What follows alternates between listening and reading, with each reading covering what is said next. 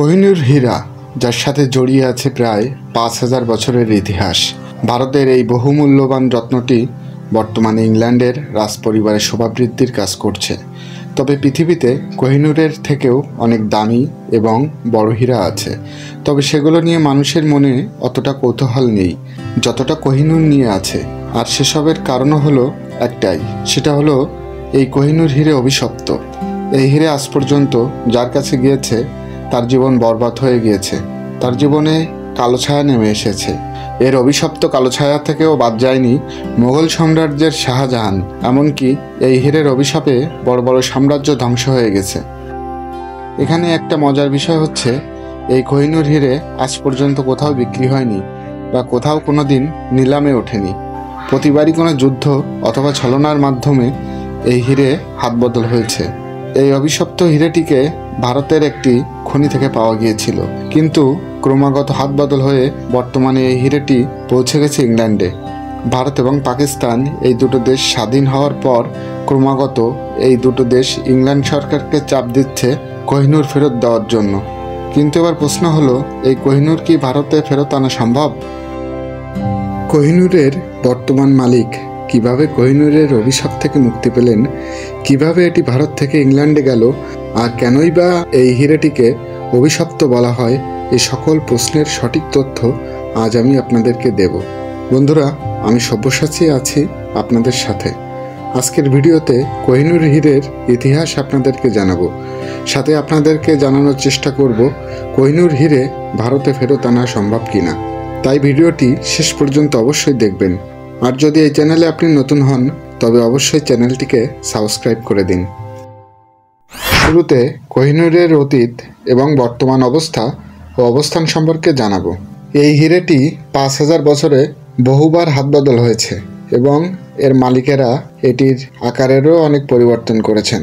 এই হীরেটি যখন খনি থেকে তোলা হয়েছিল তখন এর ওজন ছিল আনুমানিক ৮০০ ক্যারেট বা প্রায় ১৬০ গ্রাম। বর্তমানে এটির ওজন ১৫০ ক্যারেট বা ২১ গ্রাম। এটির বর্তমান মালিক হলেন ইংল্যান্ডের রানী এলিজাবেথ। ইংল্যান্ডের রাজপরিবারের জুয়েলারি, যার বর্তমান মূল্য প্রায় ৭০ থেকে ৮০,০০০ কোটি টাকা। এই জুয়েলারির মধ্যে বহুমূল্যবান কোহিনূর হীরেও আছে। এখানে একটি ছোট্ট তথ্য সকলকে জানিয়ে দেই, ইংল্যান্ডের রাজপরিবারের সম্পত্তি হলো অন্য কোনো দেশ থেকে আনা। কোহিনূরের আকার যেমন পরিবর্তন হয়েছে, তেমনি এর নামও অনেক পরিবর্তন করা হয়েছে। হীরেটির বর্তমান নাম হলো কোহিনূর, যা ইরানের সুলতান নাদির শাহ দিয়েছিলেন। কোহিনূর শব্দের অর্থ অপূর্ব আলোর ঝলকানি বা আলোর পাহাড়। বলা হয় এই হীরে যার কাছে থাকে সে হয়ে যায় সারা পৃথিবীর রাজা। তবে এর মালিকের জীবনে নেমে আসে এক অভিশাপ। এবার আমরা জানাবো কোহিনূরের ঐতিহাসিক যাত্রার ইতিহাস।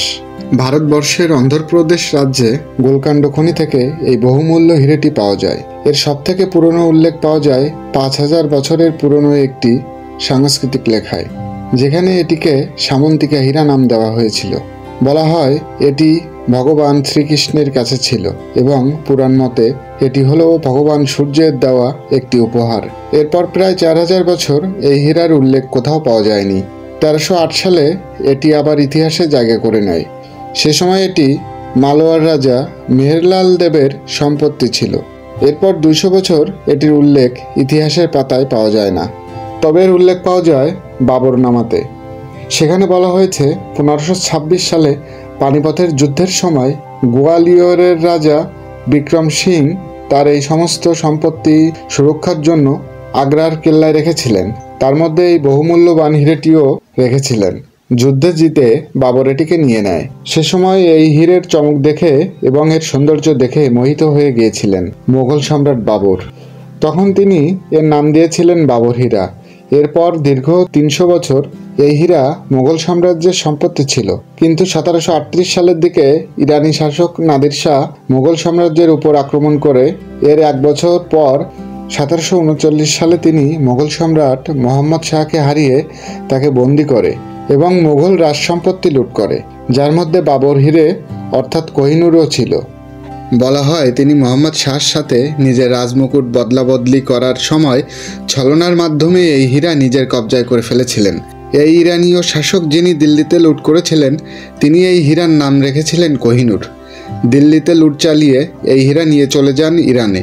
এরপর সেখানে হাত বদলা বদলি হয়ে এই হীরা পৌঁছে যায় নাদির শাহের নাতি শাহরুখ মির্জার হাতে। সেখান থেকে এই হীরে পৌঁছে যায় নাদির শাহের সেনাপতি আহমেদ আবদালির কাছে। আহমেদ আবদালি পরবর্তীকালে আফগানিস্তানের নিজের সাম্রাজ্য বিস্তার করেন এবং এই কোহিনূর হীরা তার বংশের কাছেই থেকে যায়। কিন্তু তার বংশধর সুলতান শাহ সুজা এই হীরে লাহোরে নিয়ে যান। তখন এই খবর পৌঁছে যায় শিখ সাম্রাজ্যের রাজা রঞ্জিত সিংয়ের কাছে। এরপর 1839 সালে সুলতান শাহ সুজাকে হারিয়ে এই হীরা নিজের করে ফেলেন মহারাজ রঞ্জিত সিং, এবং মহারাজ রঞ্জিত সিং এই হীরা নিজের মুকুটে ব্যবহার করা শুরু করেন। তবে তার মৃত্যুর পর কোহিনূর হীরা চলে আসে তার ছেলে দিলীপ সিংয়ের কাছে। তবে ততদিনে ভারতের মাটিতে ব্রিটিশ সাম্রাজ্যের শাসন শুরু হয়ে গিয়েছিল।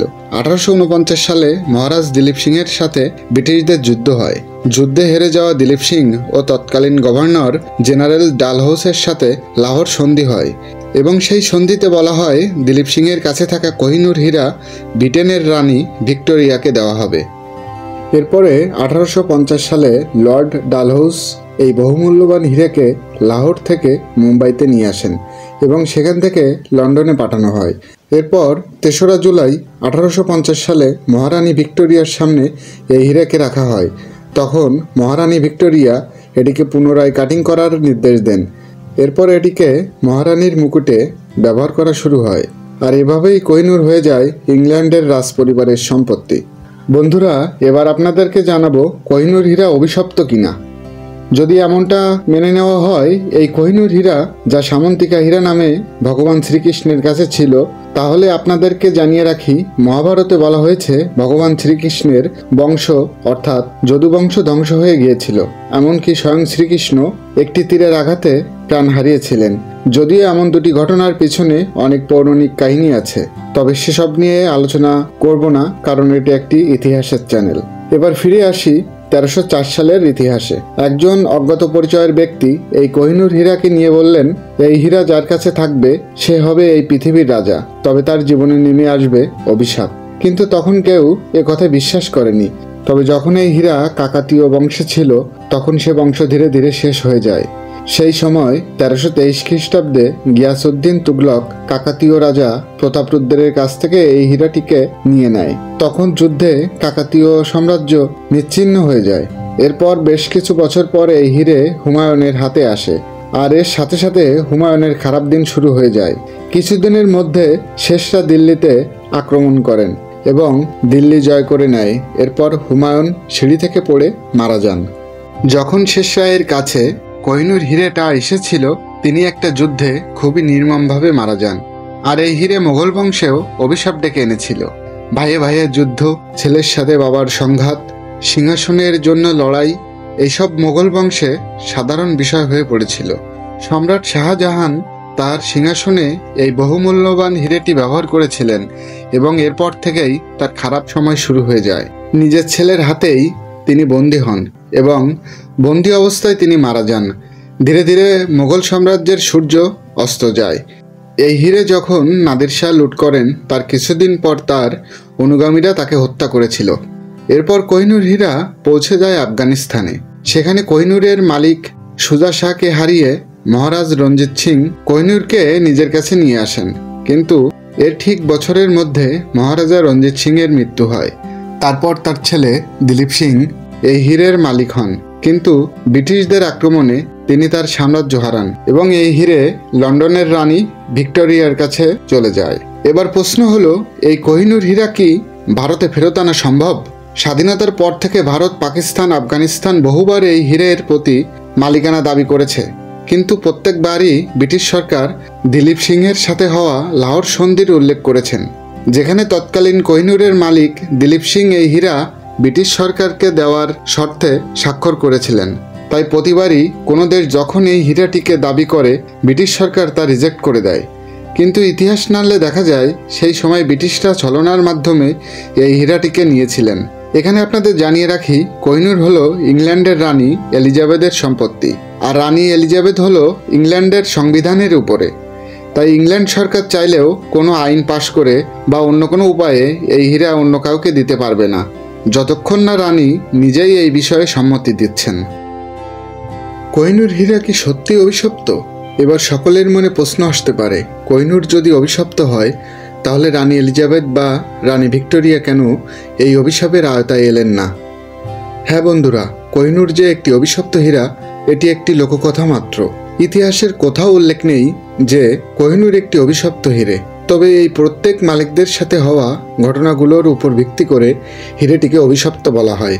রানী ভিক্টোরিয়া এই কোহিনূর হিরেকে নিজের সম্পত্তি বানানোর পর ঘোষণা করেন ইংল্যান্ডের কোনো রাজা এই হিরে ব্যবহার করতে পারবেন না, শুধুমাত্র রাজার স্ত্রী বা কোনো মহিলা এই হিরে ব্যবহার করতে পারবেন, কারণ কোহিনূরের অভিশাপ শুধুমাত্র পুরুষ মালিকদের উপর কাজ করে।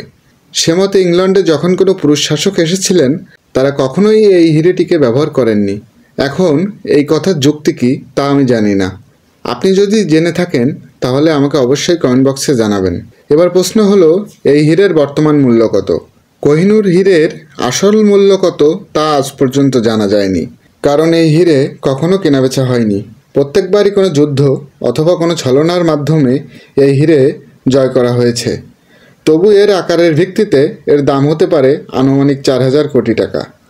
বন্ধুরা, আপনাদের মতামত কমেন্ট বক্সে জানাবেন। আজ এ পর্যন্ত, দেখা হবে আগামী ভিডিওতে। ততক্ষণ সবাই ভালো থাকবেন, সুস্থ থাকবেন। ধন্যবাদ।